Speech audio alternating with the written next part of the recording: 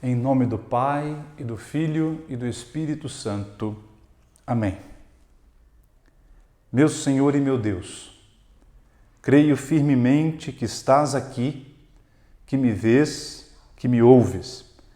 Adoro-te com profunda reverência, peço-te perdão dos meus pecados e graça para fazer com fruto este tempo de oração. Minha Mãe Imaculada, São José, meu Pai e Senhor, meu anjo da guarda, intercedei por mim. Vamos agora refletir sobre esse tema, a piedade mariana em Santa Teresinha. Nós sabemos que não existe uma mariologia, podemos dizer assim, nas obras de Teresa de Lisieux, porque ela não era teóloga, e também porque os escritos de Santa Teresinha são, em sua grande maioria, dedicados a Jesus. A pessoa de quem ela mais fala é Jesus, sua grande paixão. Então, toda vez que aparece a Virgem Maria nos escritos de Teresinha, é como alguém que leva a Jesus, que conduz a Jesus, modelo de discípula, modelo de adoradora, alguém que aprende com Jesus. É claro que Teresinha não é uma marióloga, mas ela é filha de uma pátria mariana. A França, que foi chamada por papas de a filha predileta da Igreja, tinha, na época da monarquia, no seu próprio brasão, a flor de lis, que é símbolo da bem-aventurada Virgem Maria. A França do século XIX, que foi quando Santa Teresinha viveu, era profundamente católica e profundamente devota de Maria. Teresinha, portanto, é fruto desse país, consagrado desde muitos séculos antes à Virgem Maria. Um país que tem vários templos, vários santuários marianos, em que as famílias, desde cedo, aprendiam a rezar o rosário, a fazer peregrinações aos santuários, enfim, cultivar a devoção, inscrever-se em associações marianas. Teresinha cresce nessa piedade popular mariana, tipicamente francesa. A França é a terra das grandes reformas monásticas. Vamos lembrar aqui o mosteiro de Cluny, a Cartucha, os cistercienses. Foram reformas beneditinas que aconteceram na França, que mostram como a França é de fato, ou foi durante muitos séculos, a estrela do catolicismo no Ocidente. A França é a terra da mais importante universidade da Idade Média. A Universidade de Paris teve como professores, por exemplo, o grande Santo Tomás de Aquino, o grande Beato Duns Scotus, o grande São Boaventura. Todos eles foram professores em Paris. Isso mostra a importância da França católica. França dos grandes monumentos da arquitetura religiosa, a grande Catedral de Notre-Dame, a França da Basílica do Sacré-Cœur, aquela imensa basílica dedicada ao Sagrado Coração de Jesus, a França da Catedral de Chartres, o Palácio Apostólico de Avignon, onde inclusive foi a sede do papado durante um período da Idade Média. A França das grandes fundações religiosas. Vamos lembrar aqui os jesuítas, a Companhia de Jesus, apesar de Santo Inácio, seu fundador, ser espanhol, a companhia foi fundada em Paris, na época dos seus estudos. As visitandinas, os sacramentinos, as missionárias da caridade, os lazaristas, os sulpicianos, o Instituto Nossa Senhora da Vida. Tantas congregações, tantas ordens foram fundadas em França, terra de grandes santos. O rei São Luís IX, Santa Joana d'Arc, de quem Teresinha era grande devota, o grande São Francisco de Sales, a Beata Maria da Encarnação, que foi quem fundou o Carmelo Teresiano na França, no século XVII, São Bernardo de Claraval, o grande pai dos monges cistercienses, Santa Margarida Maria Alacoque e São João Eudes, que são os grandes apóstolos do Sagrado Coração de Jesus, grandes incentivadores dessa devoção. Nós temos São Julião Eymar, que é o apóstolo da Eucaristia. Nós temos ali na França, na época da Revolução Francesa, tantos mártires, leigos, religiosos, religiosas, sacerdotes, bispos. Vamos lembrar aqui as 16 carmelitas de Compiègne, os 64 sacerdotes dos Pontões de Rochefort, tantos que deram a vida, derramaram sangue durante a Revolução Francesa, perseguição à igreja. Um pouco depois, São João Maria Vianney, patrono dos párocos do mundo todo, São Vicente de Paulo e Santa Luísa de Marillac, que são os patronos da caridade na igreja, São Luís Grignon de Montfort, talvez o santo que mais difundiu a devoção a Nossa Senhora, todos eles franceses. Teresinha cresce nesse país, devoto a Nossa Senhora, devoto ao Papa, à Eucaristia. Por fim, podemos lembrar que a França é a terra das grandes aparições da Virgem Maria no século XIX. Em Paris, 1830, a Virgem Maria apareceu a Santa Catarina de Labouré, a medalha milagrosa, Nossa Senhora das Graças. Depois, em 1858, nós temos a grande devoção a Nossa Senhora de Lourdes. A Virgem Maria aparece na cidade de Lourdes, a Santa Bernadette, devoções que defendem o dogma da Imaculada Conceição. Portanto, veja, as maiores devoções da igreja do período eram francesas. O Sagrado Coração, que eu já mencionei, a Imaculada, que eu estou mencionando. Isso para não lembrar também do Santuário de La Salette, onde a Virgem Maria, em 1846, também apareceu a Pastorinhos. E na França, que a Virgem Maria entregou o rosário a São Domingos, no século XIII. A piedade mariana está na alma do povo francês, mesmo hoje em tempos de tanto secularismo. Teresinha, desde criança, tem essa referência na piedade popular. Então, eis que aos 4 anos, a pequena Maria Francisca Teresa, nome de batismo de Santa Teresinha, fica órfã de mãe. Santa Zélia Martin faleceu e fez com que Teresinha tivesse que procurar outra mãe. Imediatamente ela adotou sua irmã mais velha, Paulina, como mãe. Depois ela considera a sua madrinha de batismo, também sua irmã Maria, como mãe. Em algumas cartas ela se dirige à sua tia Guerrin, também como mãe. Mas foi a Virgem Maria que Santa Teresinha adotou profundamente como mãe.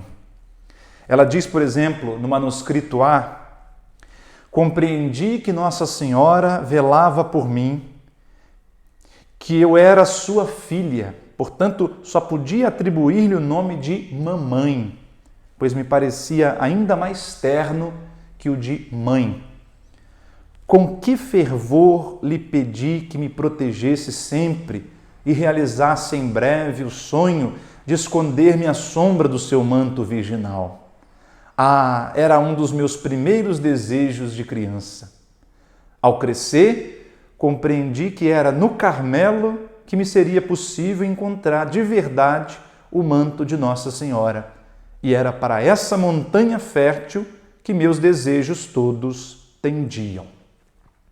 Então veja, Teresinha, desde novinha, desde bem criança, já quer se refugiar no manto da Virgem Maria, sua mamãe. Então a devoção, a piedade mariana de Teresinha é muito filial. Nós sabemos que a família Martin tinha grande devoção a Nossa Senhora com o título de das Vitórias. Há uma igreja muito antiga em Paris, chamada Nossa Senhora das Vitórias, e foi lá que São Luís Martin mandou celebrar uma novena de missas, pedindo a intercessão de Nossa Senhora das Vitórias pela pequena Teresinha, na época, ali entre os 9 e 10 anos de idade, quando ela teve aquela doença. Não se sabe bem que doença era, sabe-se que é uma doença nervosa, uma doença emocional, um tipo de estresse. E durante, então, esse período em que pedem a intercessão de Nossa Senhora das Vitórias, Teresinha conta aquela experiência famosa com a chamada Virgem do Sorriso. Essa imagem da Virgem Maria, que pertencia a São Luís Martin já desde antes do casamento, ficava em lugar de destaque na casa da família Martin, e ali Santa Zélia Martin, a esposa de São Luís, teve a experiência quando morreu a sua filha Heleninha, aos 5 anos, morreu depois de ter contado uma pequena mentira. Santa Zélia tem medo de que aquela criança tenha se perdido, e rezando diante dessa imagem da Virgem Imaculada, aquela que pisa a cabeça da serpente, ela parece ouvir a Virgem dizer: não te preocupes, Helena está aqui comigo. Então, a partir daquela experiência, aquela imagem torna-se muito mais querida da família Martin. A família se reúne todo início de noite aos pés dessa imagem para rezar o terço. E foi então diante dessa imagem que, aos 10 anos, Teresinha teve essa experiência. Pareceu-lhe ter visto a Virgem Maria sorrir para ela, e o sorriso de Maria a curou definitivamente dessa doença emocional. Isso aconteceu, por coincidência, no dia 13 de maio de 1883. 13 de maio, uma data que depois veio a ser tão importante para os devotos de Nossa Senhora, porque foi a primeira aparição de Nossa Senhora em Fátima em 1917. Diz Teresinha no manuscrito A: de repente a Santíssima Virgem pareceu-me bonita, tão bonita que nunca vira algo semelhante. Observação: essa expressão é bem semelhante ao que Santa Bernadette disse em Lourdes e ao que os 3 pastorinhos disseram em Fátima. A beleza dessa mulher, a dignidade dessa mulher. Volto ao texto de Teresinha. Seu rosto exalava uma bondade e uma ternura inefáveis, mas o que me calou fundo em minha alma foi o sorriso encantador da Santíssima Virgem. Então todas as penas se dissiparam. Pensei: a Santíssima Virgem sorriu para mim, como estou feliz. E um detalhe é que naquela imagem a Virgem Maria não aparece sorrindo. Foi de fato uma experiência mística que fez com que Teresinha fosse definitivamente curada. Nos escritos de Teresinha há uma poesia chamada Por que te amo, ó Maria, a poesia 54, na qual aparece muito claramente a piedade mariana de Teresinha. Por exemplo, nesse trecho que eu vou citar agora, ela fala da bondade de Maria em dividir Jesus conosco. Ela diz: tu nos amas, ó Mãe, como Jesus nos ama, e consentes por nós em afastar-se dele. Amar é tudo dar, depois dar-se a si mesmo. Isto provaste ao te tornares nosso apoio. Então veja, a Virgem Maria, para cuidar de nós, para ser o nosso apoio, aceita deixar Jesus no céu. É uma forma bonita, piedosa, simples de Teresinha entender a bondade de Maria em dividir conosco Jesus. Depois, adiante, ela fala o contrário, a bondade de Jesus em dividir Maria conosco. Diz Teresinha: Jesus conhecia tua imensa ternura e os segredos de teu coração maternal.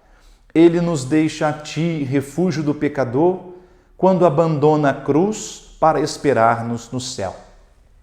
Então aqui Teresinha mostra Maria como sendo a grande consolação que Jesus deixou. Se é verdade que Jesus disse: eu não vos deixarei órfãos, referindo-se ao Espírito Santo, referindo-se ao dia de Pentecostes, também Teresinha entende esse não vos deixarei órfãos como sendo Jesus dando-nos sua mãe, sobretudo a João aos pés da cruz, capítulo 19 do 4º Evangelho. Adiante, nessa mesma poesia, Teresinha diz: o teu único asilo é a casa de São João, filho de Zebedeu, deve substituir Jesus. Então, Teresinha fala da bondade de Maria em aceitar João no lugar de Jesus e aceitar cada um de nós no lugar de Jesus. Jesus foi tomado de Maria na cruz e no lugar Deus deu à humanidade inteira. Diz Teresinha: tu me apareces, mãe, no cimo do Calvário, de pé junto da cruz, qual padre ao pé do altar, e ofertas para aplacar a justiça do Pai, teu querido Jesus, esse doce Emanuel.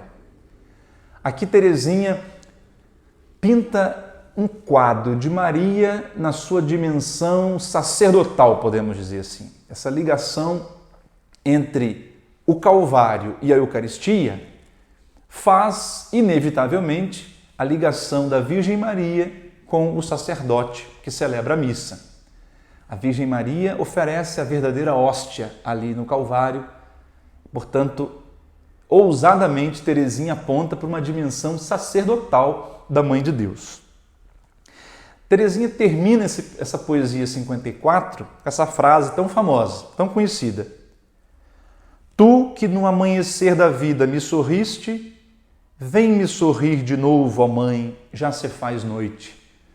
Teresinha fala então, pressentindo a sua morte aos 24 anos. Maria é essencialmente imitadora de Jesus.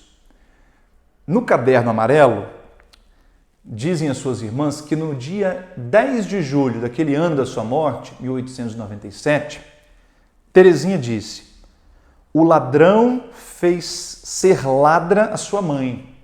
Então ela veio à meia-noite forçar o ladrão a se mostrar. A Santa Virgem não é ladra por natureza, mas desde que teve o seu filho, ele lhe ensinou a profissão. Ela virá me roubar aos 24 anos. Teresinha se aproveita daquela linguagem que o próprio Jesus usou, comparando-se com um ladrão que chega à meia-noite, para falar que ela está prestes a ser roubada pela Mãe de Deus, quer dizer, levada através da morte. Maria é imitadora de Jesus. Jesus ensinou a Maria o ofício de ladra. Que imagem simples, piedosa, que revela a intimidade de Maria com Teresinha e de Teresinha com Maria. Um outro aspecto da devoção de Teresinha a Nossa Senhora é a sua simplicidade. No mesmo livro Caderno Amarelo, anota-se que Teresinha disse no dia 21 de agosto daquele último ano: como gostaria de ter sido padre para pregar sobre a Santa Virgem. Uma única vez teria sido suficiente para dizer tudo o que penso sobre esse assunto. Primeiramente, teria esclarecido até que ponto se conhece pouco a sua vida. Para que um sermão sobre a Santa Virgem me agrade e me faça bem, preciso ver sua vida real e não sua suposta vida. E estou certa de que sua vida real devia ser absolutamente simples. Ela é mostrada inatingível. Seria preciso mostrá-la imitável, ressaltar suas virtudes, dizer que ela vivia da fé como nós.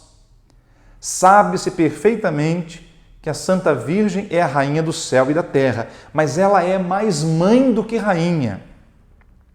E não se deve dizer, por causa de suas prerrogativas, que ela obscurece a glória de todos os santos, assim como o sol, quando nasce, faz desaparecer as estrelas.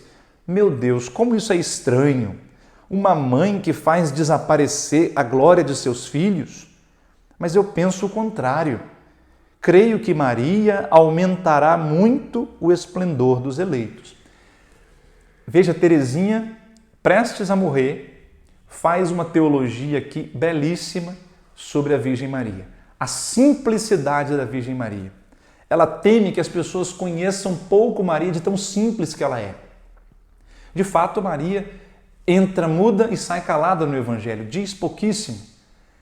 E esse é mesmo o papel principal de Maria no plano da redenção.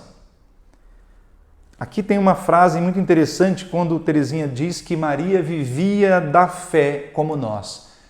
Maria, para Teresinha, era uma mulher que viveu simplesmente, sem grandes manifestações espirituais, sem grandes arroubos místicos. Aqui Teresinha ecoa São João da Cruz, que fala da noite dos sentidos. Para Teresinha, Maria não ficava tendo visões, revelações, êxtases, levitações, nada disso. Maria era uma mulher simples, que vivia da fé como nós. Diz ela ainda no dia 23 de agosto, Maria prefere que a imitemos a que a admiremos, e sua vida foi tão simples. Veja, para Teresinha, Maria quer mais ser imitada por nós do que louvada por nós. Então podemos dizer, até fazendo uma alteração ao tema dessa meditação, vamos escolher falar de imitação a Maria, mais do que piedade mariana em Teresinha. Depois nós temos no caderno amarelo também o que Teresinha disse no dia 4 de junho.